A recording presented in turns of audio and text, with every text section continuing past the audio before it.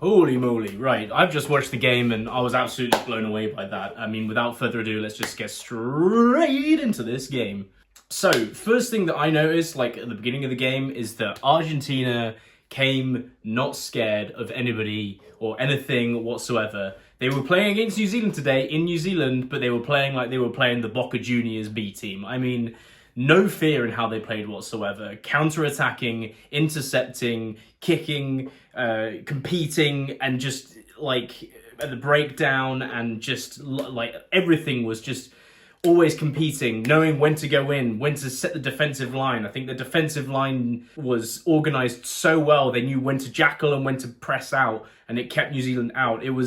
Everything was up for grabs, and when it wasn't up for grabs, they knew when to back out. Superb. They tried to take every advantage they possibly could. Their counter-attacking was really key to them staying only 5 points behind New Zealand going into the end of the first half. And I think when a great team, like a world-class team, like a New Zealand or a South Africa or, you know, any of these old island France are probably the only other twos that are of that world-class quality. But I think when those teams lose, you can sometimes get into a habit of talking too much about that team and not praising the team that beat them. And so much credit has to go for Argentina in the way they played. They did not play mistake-free. They probably got lucky in the fact that scrums didn't turn up until about 60 minutes into the game, because their scrum looked shaky up until that final one where they got a try, which was just insane. But they played smart, they played incredibly intelligent, and they played aggressive. I think something that maybe goes under the radar as well is their fitness. At no point did you see any defender get caught out of position for not being able to like get to the right position. And maybe this has something to do with the fact that they went with a bomb squad, which I didn't realise until about halfway through the game. Maybe they really trusted in their backs to stay on the pitch and their forwards to come in and just kind of keep the engine turning over. I don't know, but the reality is that it was just a magnificently coached performance. What idiot thought that Contepome wouldn't just keep this rolling with Argentina? This idiot, to be perfectly frank. Magnificent performance by the team and well-deserved. So that is Argentina. They came at them like lightning, like fire, and they didn't give an F. They went in there and they just wanted to play. They played the territory. They were very good at getting the ball out of their own half and clearing when they needed to. They were also excellent in playing attack and getting over the gain line when the opportunities were there, and they took advantage of the opportunities they had. Having said that, there were lots of opportunities for them. So talking about the All Blacks a little bit here. The title of this video is going to be Our Boy a Puma Pants. And the reason being, I think, is that the All Blacks in the first half, I think, threw the game away. You could watch the second half by itself, watch an incredible contest between two teams. I'm sure there's some mistakes in there that New Zealand had and you could pick apart, and I will in a second, but here's some statistics for you in the first half, right? New Zealand didn't lose a single one of their own lineouts. Argentina had conceded 10 penalties at half-time, and also New Zealand had decided to kick for the corner and messed it up, I think 2 or 3 times. So that's 6 to 9 points not on the board. In defence, they also kind of made some key errors as well. They couldn't get out of their... In the first half, they just had this like stun lock where Argentina would do a kick-off and then would pin them deep. And then New Zealand just, for some reason, just could not get a clean ball out of there to just clear their lines. You saw that right from the first kickoff. Right from the first kickoff, Perenara gets a box kick and he gets it out, but there's a huge gap in the chase. And that's what starts the counter-attack for the Pumas to start away just putting pressure on the All Blacks in their own half. There's something that's just not right there, coaching-wise. I mean, you've got to be able to clean out and get the ball out within your own 22. And because they couldn't do that, they couldn't capitalise on all the mistakes that the Pumas were making. I mean, I talk about missed opportunities and going for the corner and then eventually starting to go 4 3-points when they were on board to do that.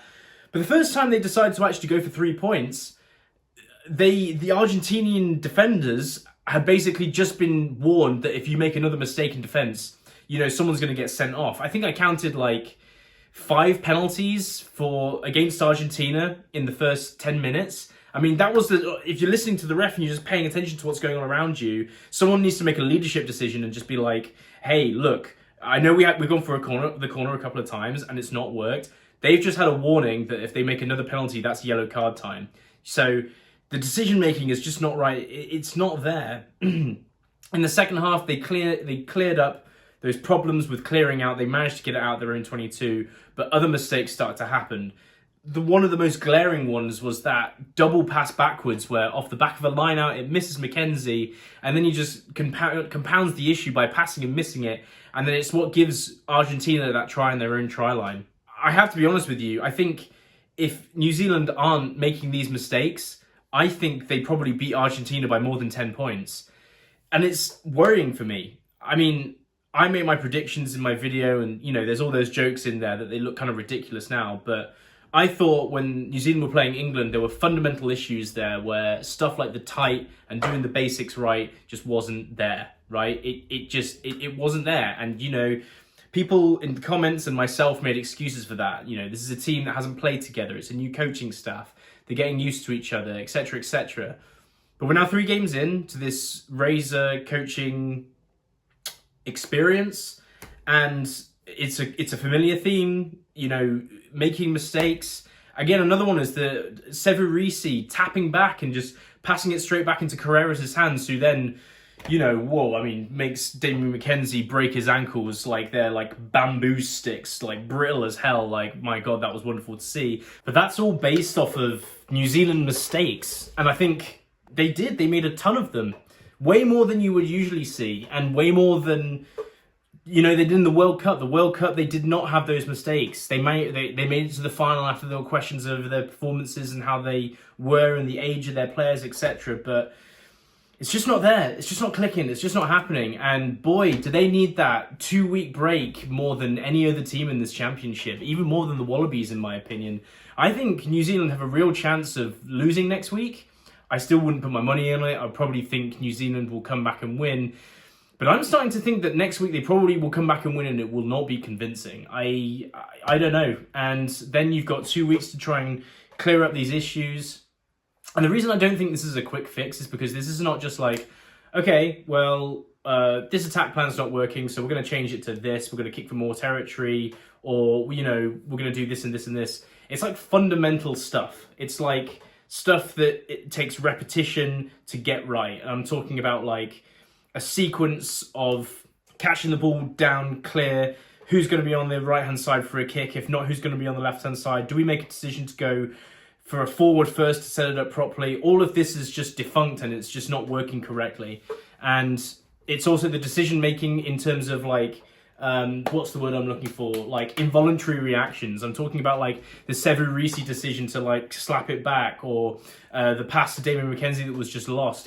These decisions are just like loose and they're crazy, and these are things that you need to kind of like unlearn to a certain extent. And that's why I'm personally concerned that this isn't a quick fix. That I don't think that this is going to just be, you know, New Zealand are just going to fix it next week, because it's 3 weeks in a row, and, you know, the patience in New Zealand is not going to be there for this to continue. I'm not saying Razor's getting fired in 2 weeks' time. That's ridiculous. But what I'm saying is that, like, the early excuses of these guys haven't played together, it's not like things are getting better. Things are getting worse. Like, the cohesion is not there. They're not playing together as a team some of the time, and it just seems to break down. There are moments of brilliance in there. Like, I'm thinking about the scrum half to Beauden Barrett to almost back again and scoring. Like, they dropped it at the last minute, but it was such like a threading the needle move that that's not something that I'm criticising in terms of the knock-on.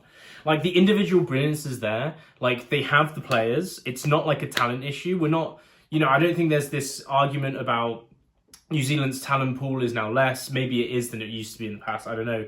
But, like, the talented players are there. Like, you go through this team, Perenara is a great scrum half. Ethan de Groot is a great loose head. Codie Taylor, great. Tyhead, great. The locks, yes, we're having some turnover. Back row, you got Ardie Savea there. Blackadder, I think, has kind of played very well at 6. Perenara, the 7, is like, yeah, he's pretty good. He had a great game, in my opinion. You've got Damian McKenzie, who's like playing his best rugby, I think, for New Zealand that I've seen him play, which is really unfortunate for him because it's been the other way round from what I've watched. It's usually New Zealand play very well and McKenzie doesn't quite kind of fill the boots of that tennis shirt, but he's now playing really, really well. You know, Jordie, Barrett, you know, Lienert-Brown had a great game today. He was excellent. You know, you could argue he kept Riku Ioane on the bench for a long time. You know, the talent's there. Beauden Barrett. I mean, I'm literally talking about every single... Mark Tele'a. You know, Will Jordan has just come back from injury and he didn't really do anything, but like, I don't blame him for that because he's literally come back from like months of injury. But Sevu Reece was on the pitch instead of him, like, and he's a great player as well. I mean, I don't know, it's just vibes, man. It's just off. It's cohesion, it's decision making, and I don't know, maybe it's like I don't know. I don't want to say it after one game, but I think, you know, I think you could probably see it in Scott Robinson's interviews and what he's hinting at in terms of what the issue might be. But I don't know. As I said, they need the 2-week break more than anybody at the moment. In Argentina, I mean, vamos los Pumas. Come on, let's go, boy. I mean, these guys can really play, and I think they're gonna give him a hell of a game in Eden Park next week because, you know, they could probably smell blood in the water that they were like, you know, we beat New Zealand, but they were there for the taking and we took them and we can do it again. So excited for next weekend. I think both games are going to be really, really interesting. It'll be interesting to see if the Wallabies can come back and have a decent performance against South Africa after such a walloping. And can we see New Zealand return to their former selves? I think they can. I'm just concerned that the issues seem to be deepening rather than constricting. So that's it from me. I'll see you next weekend. Thanks for tuning in.